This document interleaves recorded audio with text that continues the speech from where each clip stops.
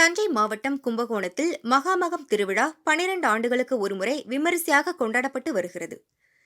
இதையொட்டி மகாமக விழா தொடர்புடைய 12 சிவாலயங்களிலும் கொடி ஏற்றப்பட்டு விழா தொடங்கி தேரோட்டம் உள்ளிட்ட பல்வேறு நிகழ்ச்சிகள் நடைபெறும். மகாமகம் தொடர்புடைய கௌதமேஸ்வரர் கோயில் தேர் சிதிலம் அடைந்ததால் கட்டு சப்பரத்தில் சுவாமி வீதி உலா நடைபெற்று வந்தது.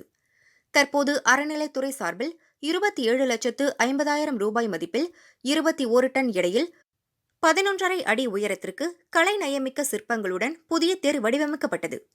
இதன் வெள்ளோட்டம் இன்று நடைபெற்றது. ஏராளமான பக்தர்கள் புதிய தேரை வடம் பிடித்து இழுத்தனர்.